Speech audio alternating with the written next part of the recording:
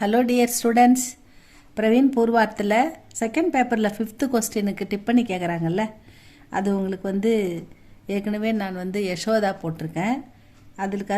அதுவும் இம்பார்ட்டண்ட். ஏன்னா அதில் உங்களுக்கு 2 கேட்குறாங்க அவுட் ஆஃப் 4 கொடுத்து 10 மார்க்குக்கு 1 5 மார்க்குக்கு 2 கேட்குறாங்க. அதுக்கு ஒரு 4-5 இம்பார்ட்டண்ட் இருக்குது ஸ்டூடெண்ட்ஸ். அதில் ஒன்று வெங்கையா போட்டுட்டோம். இப்போ காந்தம் பார்க்கலாம். காந்தமும் இம்பார்ட்டண்ட்டு தான், அது பார்க்கலாமா? कांतम मुनिमाणिक्यम नरसिम्हराव द्वारा रचित कहानी मेरी पत्नी का प्रमुख पात्र कांतम है. मुनिमाणिक्यम जी எழுதின मुनिमाणिक्यम नरसिम्हराव द्वारा அவர் மூலமாக ரச்சித் அளிக்க வழங்கப்பட்ட எழுதப்பட்ட கஹானி கதை மேரி பத்னி என்னுடைய மனைவி கா பிரமுख பாத்திர காந்தம் है. இந்த மேரி பத்னின்ற நாடகத்தில் கதையில் முக்கியமான பாத்திரம் காந்தம். कांतम एक सशक्त और दृढ़ स्वभाव की व्यवहार कुशल गृहिणी है. गृहिणी ना இல்லத்தரசி, குஷல் व्यवहार कुशल. அதாவது ட்ருடு அப்படின்னா சசக்தனா சக்தி வாய்ந்த நல்ல ஸ்ட்ராங் மைண்டட் லேடி. அவர் ட்ருடு ஸ்வபாவுக்கு வியவகார் நேர்மையான நன்னடத்தை உள்ள குணம் கொண்ட ஒரு குஷல் கிரகணி, ஒரு இல்லத்தரசி அப்படின்னு சொல்கிறாங்க. कांतम पति के मार्गदर्शक और सलाहकार के रूप में वह कहानी में अपना स्वतंत्र व्यक्तित्व स्थापित करती है. பதி கணவனுடைய மார்கதர்ஷக் வழிகாட்டியாக இருக்கிறாங்க. அவர் சலாஹுக்கார் ஆலோசனையாளராகவும் இருக்காங்க. கணவருக்கு ஒரு சிறந்த வழிகாட்டியாகவும் அவர் சலாஹுக்கார் ஒரு ஆலோசனைக்காரராகவும் வழிகாட்டி மற்றும் ஆலோசனை ரூப்மே வகு கஹானிமே உருவத்தில் இந்த கதையில் அவங்க மனைவின்ற பேரில் அப்படின்னா தன்னுடைய சுதந்திரமான ஆளுமையை व्यक्तित्व ஸ்தாபித்து கர்த்திக நிலைநிறுத்தி இருக்கிறாங்க. காந்தம் தன்னுடைய கணவருக்கு ஒரு வழிகாட்டியாகவும் ஒரு ஆலோசகராகவும், அதாவது காந்தம் ஏக் சசக்துன்னா நல்ல சக்தி வாய்ந்த சக்தினா சக்தி தான். அவர் ட்ருடுன்னா நேர்மையான சுபாவம் கொண்டவங்க. கி வியவகார் குஷல் நல்ல நடத்தை உள்ள கிரகணி இல்லத்தரசி. கிரகணி है. पति के மார்கதர்ஷக்னா வழிகாட்டி, அவர் சலாஹுக்காரனா ஆலோசனைக்காரர், கே ரூப் மே போன்ற உருவத்தில், வகு கஹானி மே அப்பனா சுதந்திர கதையில் அவங்க சுதந்திரமாக செயல்படுற ஒரு व्यक्तित्व ஸ்தாபித்து கர்த்திக ஒரு சுதந்திரமாக நடக்கிற ஒரு பெண்மணியாக இதில் நிரூபிக்கப்பட்டிருக்கிறாங்க. பத்திக்கு யாத்ரா கேலியே தன்னுடைய கணவர் பயணத்துக்கு புறப்படுறாரு இல்லையா, அந்த யாத்ராவுக்கு அவங்க யோஜனாபந்து, அதாவது யோஜனாபத்த டங்கு சே சாரி தயாரியா கர்வாய்த்தி ஹை. அவர் பயணத்துக்கு தேவையான எல்லாத்தையும் யோசனை தான் ஐடியா தான்.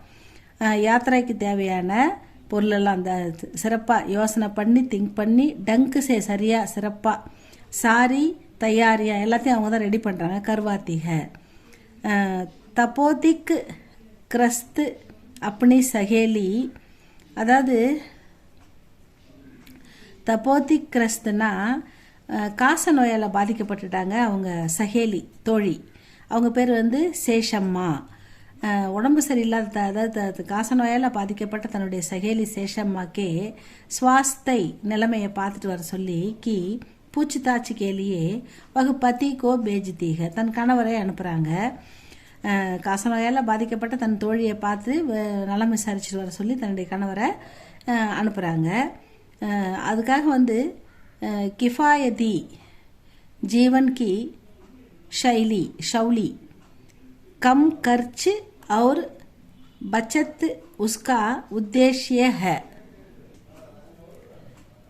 கிஃபாயத்தி ஜீவன் அப்படின்னா சிக்கனமான வாழ்க்கை முறை. ஜீவன்னா வாழ்க்கை, இந்த இடத்துல கிஃபாயத்தி ஜீவன் அப்படின்னா சிக்கனமான வாழ்க்கை முறை ஷவுலி.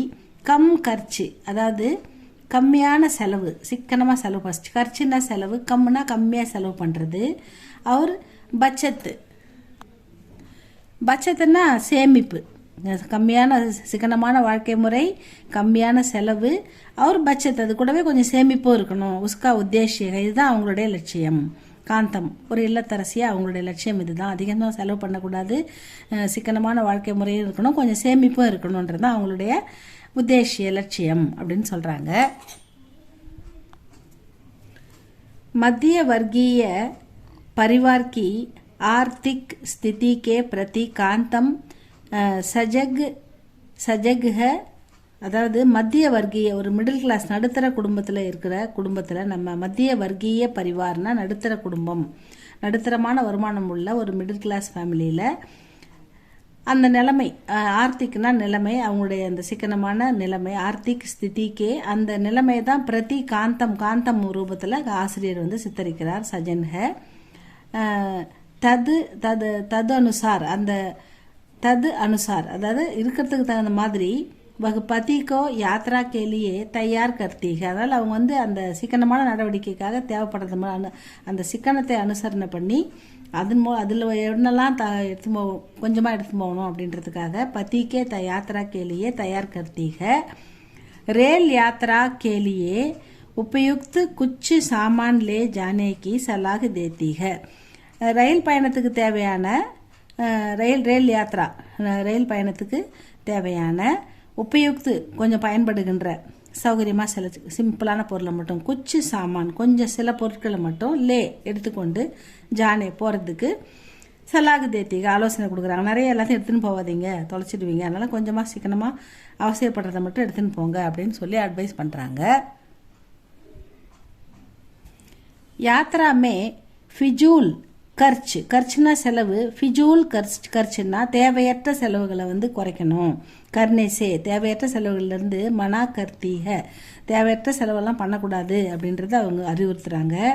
உஸ்கா சாரா தியான் அவங்களுடைய முழு கவனமும் எதில் இருக்குதுன்னா பச்சத்து கி ஓர் ரகத்தாக சேமிப்பில் தான் இருக்குது. பச்சத்துனா என்னது? சேமிப்பு. உஸ்கா அந்த காந்தமுடைய சாரா தியான் முழு கவனமும் பட்சத்துக்கு ஓர் ரகத்தாக சிக்கனமாக சேமிப்பில் மட்டுமே அவங்களுடைய கவனம் இருக்குது அப்படின்னு சொல்கிறாங்க. உஸ்கே வியவகாரமே அவங்க நடவடிக்கையிலேருந்து என்ன தெரியுதுன்னா அப்படி கிரகஸ்தி தன்னுடைய குடும்பத்தை பிரதி சுரக்ஷா குடும்பத்தை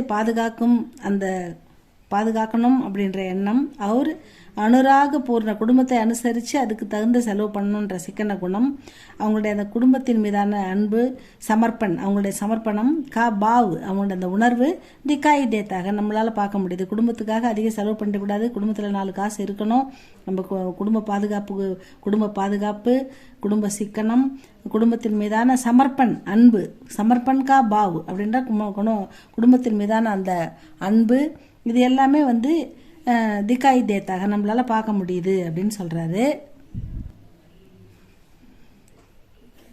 கஹானிக்கே அந்தமே இந்த கதைக்கு முடிவில் வந்து என்ன சொல்றாருன்னா அந்தமே வகு ஸ்திரீ சுலப சந்தேக ஏவம் ஈர்ஷியாக்கே பாவுக்கோ ஸ்வீகார் கர்த்தீக.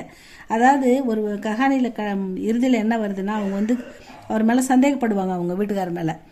வேற ஒரு பெட்டி மாறி போய் அதில் வந்து துணி வந்து வேற ஒருத்தவங்களுடைய துணி வந்துடும், அதில் பெண்ணுக்கு உண்டான புடவை இதெல்லாம் இருக்கிறத பார்த்து சந்தேகப்படுவாங்க. பட் அதை மிஸ் பண்ணவங்க வந்து திரும்பி வாங்கிட்டு போகும்போது தான் அவங்களுக்கு தெரியும் கணவர் வந்து எந்த குற்றமும் பண்ணாதவர் அப்படின்னு ரியலைஸ் பண்ணுவாங்க. இது கதையில் வரும். இது வந்து இது சின்ன டிப்பன்ன்றதால இதில் வரல, ஆனால் அந்த ஆன்சர் மட்டும் கொடுத்துருக்காங்க. அந்தமே வகு ஸ்திரீ சுலபு சந்தேகு ஈஸியாக சந்தேகப்படுறது, ஏவம் ஈர்ஷியாக்கே பாவ் பொறாமப்படுறது இயல்பான குணம். அது அவங்களுக்கு ஸ்வீகார் கர்த்திகை அதை ஏற்றுக்கிறாங்க. இயல்பாக அவங்ககிட்ட இருக்கிற அந்த பொறாமை குணத்தையும் சந்தேக குணத்தையும் அவங்க ஏற்றுக்கிறாங்க. காந்தம் மத்திய வர்க்கீய பரிவார்க்கி ஏக்கு குஷல் கிரகணி பாத்திரக. காந்தம் வந்து ஒரு மிடில் கிளாஸ் ஃபேமிலியில் நடுத்தர குடும்பத்தில் இருக்கக்கூடிய பரிவார்னா மத்திய வர்க்கீய பரிவார், நடுத்தர குடும்பம், அதில் இருக்கக்கூடிய ஒரு திறமையான குடும்பப்பற்றுள்ள கிரகணி பெண் அப்படின்ற பெண் பாத்திரத்தில் சித்தரிக்கப்பட்டிருக்கிறாங்க அப்படின்னு சொல்கிறாரு. இதில் வந்து கரேலுன்னா கர்னா வீடு, கரேலு வஸ்துவன்னா வீட்டில் இருக்கிற குடும்ப பொருள்கள். அது வந்து அவர் தொலைச்சிட்டு வந்துடுவார் இல்லைங்களா, பெட்டெல்லாம் மறந்துட்டு. அப்போ வந்து ஏன் தொலைச்சிங்கன்னு கேட்பாங்க.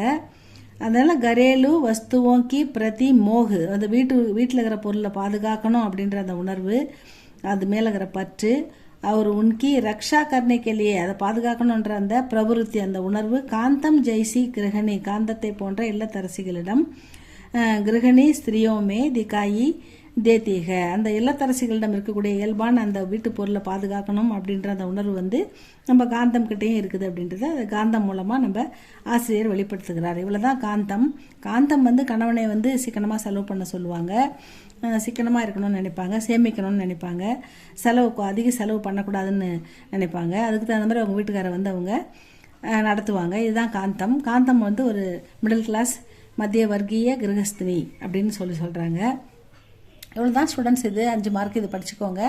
நெக்ஸ்ட்டு இது பிடிச்சா லைக் பண்ணுங்கள், ஷேர் பண்ணுங்கள், சப்ஸ்கிரைப் பண்ணுங்கள் ஸ்டூடெண்ட்ஸ். தேங்க்யூ ஃபார் வாட்சிங். நெக்ஸ்ட் அடுத்த வீடியோவில் பார்க்கலாம்.